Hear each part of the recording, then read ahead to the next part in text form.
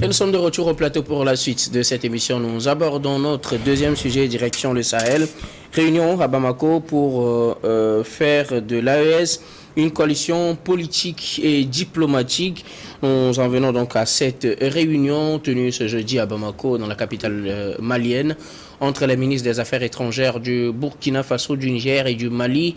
Objectif, aller plus loin dans la concrétisation des initiatives de la création de l'Alliance des États du Sahel, AES, une alliance qui au début était une alliance de coopération militaire pour permettre à ces trois pays, le Mali, le Burkina et le Niger, de faire face à l'avancée des terroristes et de pouvoir les bouter hors de leurs frontières. Mais aujourd'hui, les trois pays ambitionnent d'aller au-delà d'une coopération militaire, de prendre en compte des aspects politiques et diplomatiques. C'est ce qui a réuni les ministres des Affaires étrangères de ces trois pays, Burkina, Mali, Niger, dans la capitale malienne. Alors, on se demande si l'on assistera peut-être à la création d'une petite CEDEAO entre ces trois pays. C'est la grande interrogation, puisque les aspects économiques sont pris en compte, les aspects diplomatiques, les aspects politiques sont pris en compte, et l'aspect militaire également, qui était le fondement même de cette AES. Je voudrais bien commencer par vous, Eric Johnson. L'AES vers la création d'une CEDEAO bis pour les pays du Sahel. Je dirais l'Afrique et ses africatitudes. Aujourd'hui, tous les pays aspirent à ce que l'Union africaine soit véritablement un creuset où tous les Africains se retrouvent et qui discutent des problèmes africains.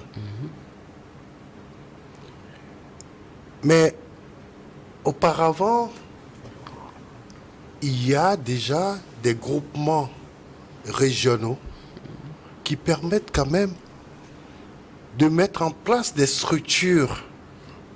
J'appelle ça des mini-structures de l'Union africaine. Et qu'est-ce qu'on voit? Trois pays où il y a eu des coups d'État qui disent nous voulons créer une organisation économico-politico, diplomatico-militaire, etc. Je dis, on est en train d'aller à une nouvelle dérive. Plutôt dérive? Dérive tout simplement parce que, voyez ces gens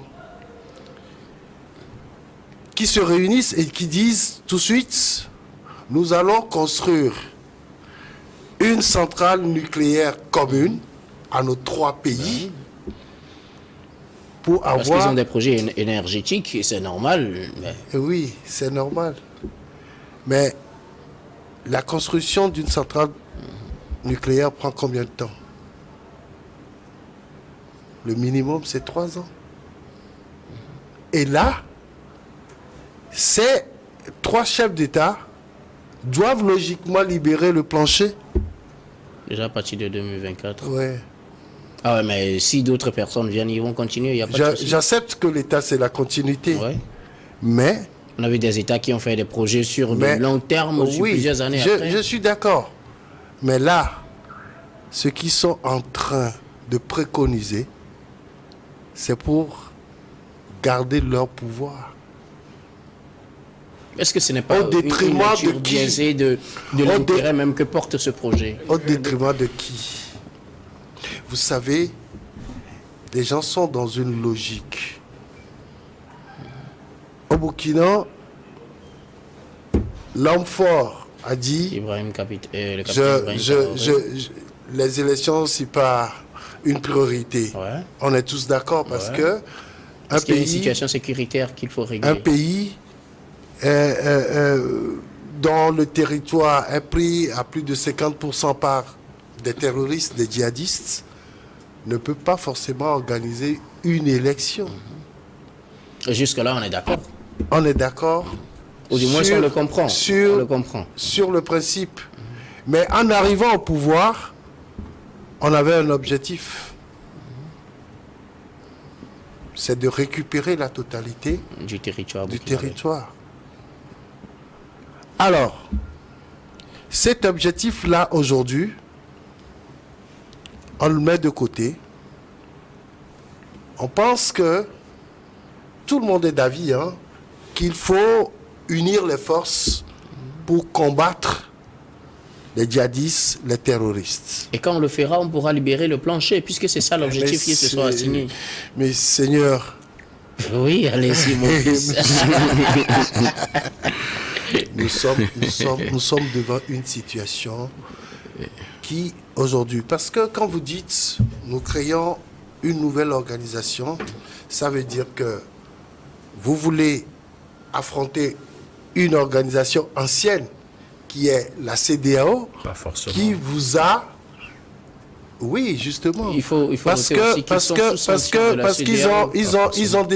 qu'ils ont déjà pensé à la création d'une banque centrale dans leur projet. Ça veut dire qu'on sort de la CEDEAO pour créer une nouvelle organisation. Et quand la CEDEAO gèle leurs avoirs, vous sortez de l'UEMOA, qui est la branche financière de la CEDEAO, vous créez une banque centrale. Ça veut dire vous sortez de la BCEAO. Mais tout ça, est-ce que ça profite au peuple? Les peuples qui sont en train de souffrir aujourd'hui. On est tous d'accord que l'union fait la force, mais il faut aller au-delà de tout ça. Qu'est-ce que la CEDEAO demande? Qu'est-ce que les peuples demandent? Mais il faut d'abord penser à ça et se dire que nous avons des gens en face de nous. Les coups d'État ne sont plus acceptés dans l'espace. CEDEAO, dans l'Union africaine, et même au-delà. Je ne dis pas que forcément, il faut que ces gens-là quittent le pouvoir parce qu'ils ont fait un coup d'État. Mais je dis simplement qu'il faut penser plutôt à la raison qui vous a amené là. Et nous allons vous suivre. Alors, dans les raisons qui les ont amenés au pouvoir, parmi ces raisons, la raison sécuritaire.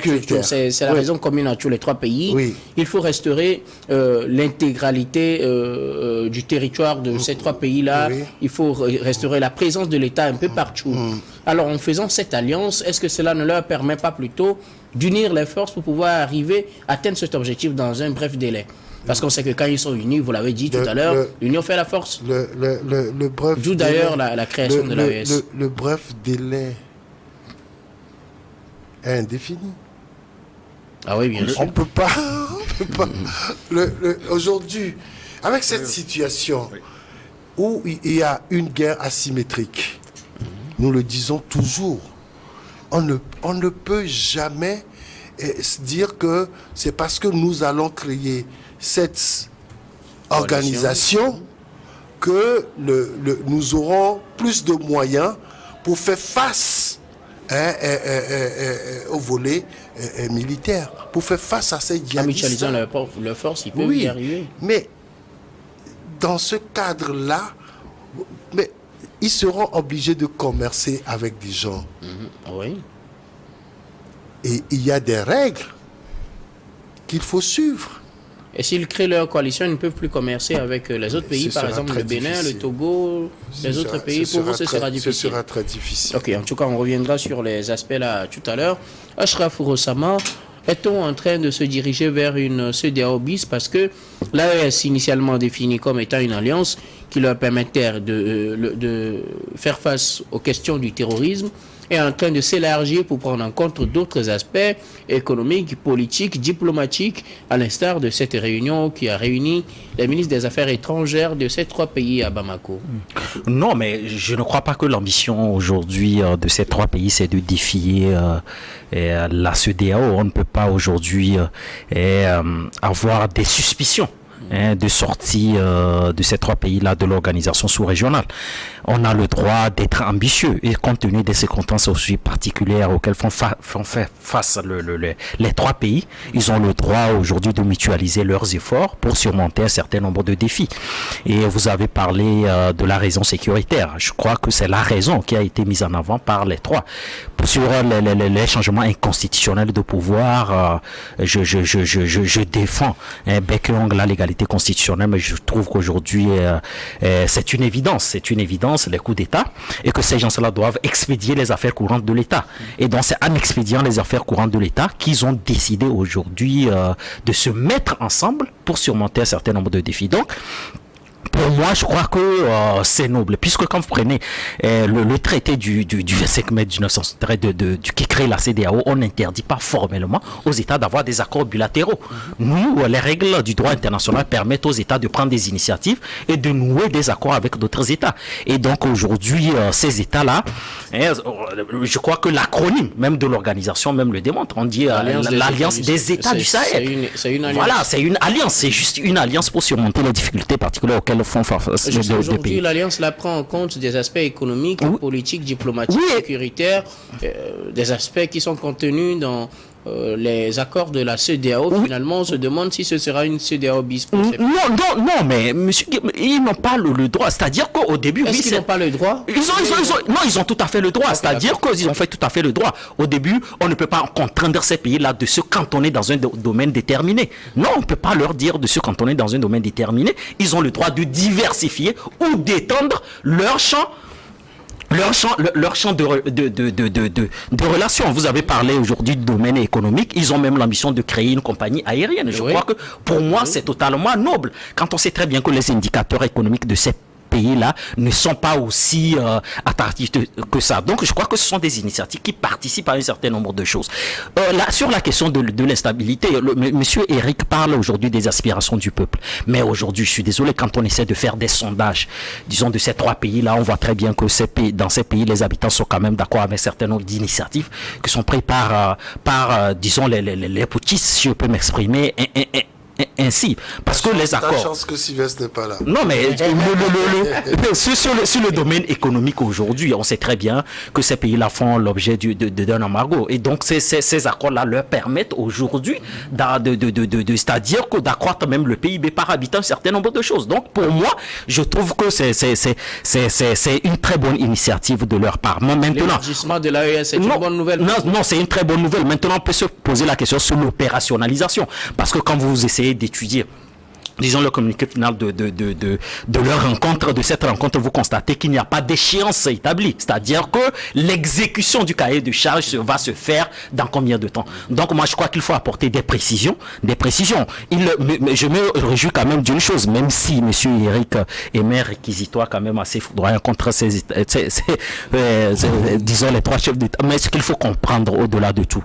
Mais on voit très bien que la coordination aujourd'hui ne piétine pas et qu'ils sont sur le point quand même de concrétiser quelque chose. Qu'est-ce qu'on a toujours... Non, ce n'est pas du bluff. Qu'est-ce qu'on a toujours reproché à nos États de ne pas prendre un certain nombre d'initiatives, de ne pas coopérer? C'est pour cette raison qu'on parle aujourd'hui des indicateurs, par exemple, des échanges intracommunautaires, monsieur Guillaume. Les échanges intracommunautaires sur le plan continental sont extrêmement faibles. Quand vous avez aujourd'hui 3 États qui décident aujourd'hui de mener un certain nombre de chantiers ensemble, je trouve que c'est bien. Bon, maintenant, comme je l'ai dit, le calendrier n'est pas assez défini. Ils doivent nous apporter des précisions. Monsieur Eric, il reconnaît que sur le principe de la continuité également de l'État, c'est-à-dire que les gouvernements, ce n'est pas pour une raison, ce qui veut dire que les gouvernements qui viendront plus tard pourront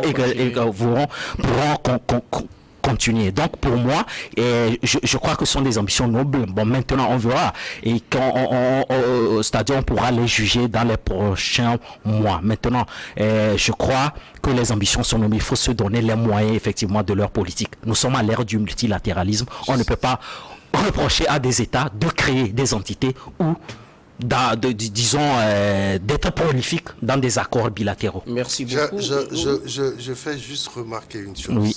Quand tu me dis que ces chefs d'État-là sont là pour expédier les affaires courantes de l'État, oui. Mais quand on expédie les affaires courantes, on ne prend pas de telles décisions. Mais c'est des décisions. Oui, non, mais c'est des décisions qui posent problème. C'est des décisions qui posent problème. Expédier les affaires courantes de l'État, c'est faire quoi? C'est les personnes qui prennent les décisions qui posent problème, ou bien c'est les décisions que ces personnes prennent là qui posent problème? La posture des personnes qui prennent les décisions. Donc c'est pas les personnes elles-mêmes, c'est la posture. C'est la posture. Là, ça devient compliqué. On reviendra sur cet aspect tout à l'heure, mais bien avant. Donatien, l'Alliance des États du Sahel s'élargit. Au-delà de l'aspect sécuritaire, les ministres des Affaires étrangères se réunissent pour concrétiser cette alliance dans d'autres domaines également, diplomatiques, politiques. Entre-temps, on avait parlé des aspects économiques également pour le développement des régions, des pays de cette région-là, du Sahel, Burkina Faso, Niger, Mali. Un bon pas posé. Et j'aimerais d'abord dire que je suis en partie en porte-à-faux avec mon aîné Eric Johnson. Je ne suis pas du tout d'accord de la façon dont il dépeint ces trois pays, ces chefs d'État qui ont voulu quand même se défaire du nœud colonial qui était là sur eux, qui pesait depuis. C'est un pas que nous devons quand même encourager, ces trois pays au niveau du Sahel et qui ont fait quand même leur preuve jusqu'à maintenant. Surtout c'est la France qui attise ce feu, qui essaie de toujours noircir par tous les moyens, même si elle est loin, son nom plane toujours à travers des informations diffusées ici et là pour pouvoir noircir toujours ces chefs d'État. Je suis désolé de te faire remarquer que aucun Français ne réfléchit à ma place. Oh non. Le côté Eric est déjà passé. Je parle de la France qui fait tout. Moi, je fais des analyses par rapport à la situation de ces pays. Tu sais, on reviendra tout à l'heure. Je suis très d'accord si ces trois pays, le Burkina, le Mali, le Niger, décident quand même de mutualiser leurs efforts et de faire quelque chose. Il faut quand même que ça soit encouragé et que d'être piétiné. La CEDEAO, nous voyons comment cette CEDEAO agit en amont des coups d'État. On est là, on refuse d'écouter un peu les populations et quand il y a un coup d'État, on vient intervenir en amont. On se rappelle ici, des gens se sont retrouvés à Accra pour certaines choses. Il y a des pays qui ont décidé de ne pas accepter. La CEDEAO a eu à dire quoi? Il y a certaines choses qui se passent dans certains pays. On va quand même pas se donner le loisir de tout citer. La CEDEAO ne fait pas. L'Union africaine, cette Union africaine dont des décisions sont assez prises ailleurs, on va le dire. On te demandera où est la preuve ici et là, mais on se connaît très bien. Le siège a été financé, construit par qui? Tout ça. Qui donne l'argent qui finance gouverne. Donc dire ici que les trois ont accepté, décidé de couper le cordon ombilical avec les jours qui leur tenaient avant, moi je ne peux que les encourager. Maintenant, Eric disait quelque chose qu'il faut prendre aussi en compte. Oui. C'est que pour lui, ce n'est pas la décision qui pose problème, ce n'est pas les personnes qui prennent les décisions qui posent problème, mais c'est la posture des personnes qui prennent les décisions. C'est comme si, ils pensent qu'ils vont s'éterniser au pouvoir. On ne peut quand même pas présager du futur. Nul ici ne sait de quoi. Est-ce que hier nuit, est-ce qu'on savait dit pour aujourd'hui que la Guinée-Bissau, voilà, il y aura des deux ministres qui vont pouvoir se faire voilà. Donc nul ne peut présager du futur, mais je pense que ces jeunes militaires qui sont à la tête de ces États-là ont quand même à l'idée de rentrer dans l'histoire à travers de grandes portes. Je ne pense pas qu'ils le feront à partir des fenêtres comme l'ont fait certaines personnes. Donc je crois que je peux leur donner le bénéfice du doute qu'ils feront bien. Et il faut quand même les encourager pour que cette alliance-là puisse inspirer d'autres personnes. S'il y a une alliance au niveau du Sahel qui inspire et que l'on voit, et que la CEDEAO peut copier, mais non. Si ce qui manquait dans la CEDEAO, si eux ils le font maintenant, quoi de plus bon que de copier de chez celui qui... manque-t-il dans la CEDEAO la CEDEAO, ça manque un peu de... Vous allez voir, la CEDEAO est un peu divisée en deux. Les pays anglophones et francophones. Vous allez voir leur réaction, la démocratie, comment la démocratie avance dans les pays anglophones, anglophiles. C'est très différent de comment la démocratie avance dans les pays francophones. Ça, nous l'avons vu même dans les décisions prises contre, comment on appelle, surtout le Mali au départ. Il y avait un peu de la réticence au niveau du Nigeria et du Ghana aussi, mais mes souvenirs sont bons. La CEDEAO, franchement, se vide un peu de sa quintessence. La CEDEAO se focalise plus sur le côté politique que son nom même, son essence. L'essence de la CEDEAO, c'est assez économique. Vous allez voir ici, pour aller d'un pays à l'autre, vous allez souffrir. Essayez simplement de vouloir aller au Ghana ou au Bénin, vous allez voir tout ce que vous allez parcourir comme tracasserie, alors qu'il faut quand même la liberté de circulation des biens et des personnes. On se focalise plus sur un chef d'État qui peut-être son fauteuil vacille, des militaires qui donnent des bruits de bottes ici et là, alors que l'essentiel, il les laisse de côté. Et si 3 pays veulent se lancer et faire quelque chose, on va encore leur mettre des bâtons dans le rouge. Je dis non. Niger, Burkina et Mali, bon vent à vous. Mais l'essentiel, sachez que vous êtes sous le feu des lampadaires et ne nous décevez pas. Faites ce pourquoi vous êtes venus, ne vous éternisez pas là-bas pour que Eric Johnson n'ait raison des années après. Je ne voudrais pas que Eric Johnson ait raison, alors écoutez-nous, faites vite et partez. Mais quand même, c'est le terrain qui détermine, qui guide l'action, comme le disent les militaires. Ils sont venus sur le terrain, ils pensaient que peut-être en 2-3 ans, ils pourraient déblayer le terrain, mais ça a été un peu plus coriace. Les djihadistes ont aussi encore des armes assez sophistiquées et la récupération des terrains déjà conquis se fait bon la mal an, mais bon courage à vous et que cette alliance puisse se concrétiser et pourquoi pas même détrôner la CEDEAO. Ah, vous le souhaitez. C'est ça. Eric, vous voulez réagir tout à l'heure par rapport à un aspect? Il disait au départ que c'est la France, ouais. Non, c'est pas pour concurrencer la CEDEAO, mais oui, à la fin, s'il faut détrôner, il faut détrôner. Écoutez, il y a trop de passion dans cette histoire. Je pense et je crois avec détermination que nous autres Africains, nous avons beaucoup à faire si nous nous mettons ensemble. Quand on éclate des organisations de la trempe de la CEDEAO, c'est qu'on n'est même pas sûr d'avoir d'autres organisations aussi fiables. La CEDEAO, quand les gens en parlent, ils oublient que c'est une machine. N'est-ce pas peut-être parce que la CEDEAO prend les postures actuelles qui font que finalement le col des c'est quoi le problème de la CEDEAO? C'est quoi le problème de la CEDEAO? Non. Mais il faut toujours, on le disait en off ici, il faut toujours mener les débats. Ce n'est pas parce que je dis que je suis contre une organisation de ce type-là, que les gens ne doivent pas m'écouter. Ouais.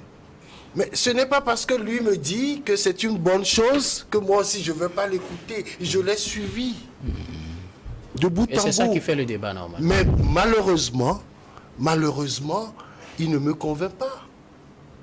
Quand vous commencez toujours par penser que c'est des gens qui vous mettent les bâtons dans les roues, ça veut dire que vous n'allez jamais prospérer. Il est conseiller municipal. Mais la CEDEAO était là quand on a fait ces élections municipales. La CEDEAO n'a jamais empêché qu'on organise ces élections pour qu'ils deviennent conseiller municipal.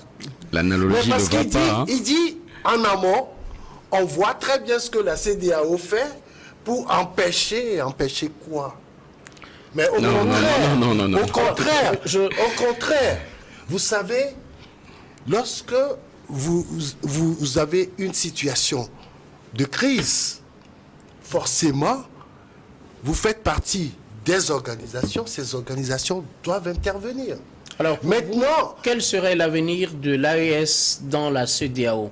pourra-t-elle prospérer dans l'espace CEDEAO ou devrait-elle faire son chemin? Je préfère que ce soit une alliance qui tienne compte de la réalité sous-régionale, de la réalité continentale pour pouvoir avancer. C'est-à-dire? Je ne dis pas que les gens ne peuvent pas s'organiser entre eux en petits groupes, mais que ce ne soit pas ce que nous sommes en train de voir là, ce qu'ils sont en train de proposer. Qu'est-ce que vous voyez? Et parce que là, quand on dit une alliance, quand on dit une alliance, c'est que forcément, nous avons un objectif précis. Ce n'est pas dire que nous allons faire l'économie, nous allons faire ci, nous allons faire ça. Alors on peut faire des alliances sur tous les plans. Sur tous les plans, mais regroupé en un, ça devient forcément une idée. Une communauté que vous craignez que ce soit les rivales de la CEDEAO. C'est ça. Non, mais moi, je suis pas là pour faire le procès de la CEDEAO. Je crois que c'est une organisation qui a tout son rôle, ses vertus. Il multiplie des initiatives d'ici par là, même si j'émets des réserves sur un certain nombre de choses. Mais moi, je ne comprends pas la logique de M. Eric. Ce qu'il faut comprendre... Dites-nous, vous, votre logique, parce que le temps est court. Non, j'y arrive. Laissez-moi aller vous... Non, je ne vais pas me focaliser. Je ne peux pas vous focaliser sur vous, mais j'essaie de déconstruire ce que vous venez de dire. C'est que lorsque des États décident de prendre des initiatives et de créer une alliance, il peut y avoir des conflits de compétences. Certes, le Niger aujourd'hui, le Burkina Faso, le Mali font partie de la CEDEAO. Maintenant, est-ce que les traités de la CEDEAO interdisent formellement à des États de prendre des initiatives? Non. Non. Donc, ce qui veut dire que si aujourd'hui, les pays, disons, du Sahel prennent un certain nombre d'initiatives qui rentrent en conflit avec un certain nombre de compétences de la CEDEAO, à un moment donné, le droit est obligé de venir pour trancher les litiges. Parce qu'il y a quand même des conflits de compétences. Quand tu nous dis qu'aujourd'hui, qu'il y a une extension des ambitions de ces trois pays-là sur le domaine économique et que les initiatives de cette nature-là pourraient éventuellement venir circuiter les tests de la CEDEAO. Non, il appartient aujourd'hui à la Cour de justice de la CEDEAO de traiter. Certes, vous faites partie de la communauté. Quelles sont les initiatives que vous êtes habilités à prendre et quelles sont les initiatives que vous n'êtes pas habilités à prendre? Jusqu'à preuve du contraire, aucun communiqué de la CEDEAO interdisant ces pays-là de prendre des initiatives de cette nature. Donc, jusqu'à preuve du contraire, je veux dire que les dispositions ne sont pas traitées. Non, mais attends, au sein de la CEDEAO, il y a le Conseil de l'entente. Oui, effectivement. Par exemple. Oui. Mais qui a un objectif. Il y a un objectif bien déterminé. C'est pour cette raison que je dis, nous sommes à l'ère du multilatéralisme. Donc, pour les accords, si on se résumait à l'aspect sécuritaire, ça ne pose pas problème. Mais on ajoute l'aspect économique. L'économie, ça vous gêne. C'est-à-dire que les ambitions vont au-delà de mandat présidentiel. C'est là, surtout, moi, mon problème. Parce que c'est des gens... Je vois ce qu'il veut dire. Non, mais... Que le chef d'État ne s'éternise pas. S'éterniser, c'est tout ce que... Non, ils ne vont pas s'éterniser. Je crois... Ils vont partir. Ils vont partir. Monsieur Guillaume, je crois, on peut émettre des réserves, mais je crois que ceux qui sont là aujourd'hui ont le sens aigu de l'intérêt général et qui ne sera perdurer au pouvoir. Mais ce qu'il faut comprendre, c'est qu'ils prennent des initiatives louables et nous espérons avoir des résultats tangibles avec leurs initiatives. Merci beaucoup à vous. Je crois qu'on s'est au moins accordé sur ces derniers points. On va marquer la pause pour le journal, puis on revient après pour la suite de cette émission.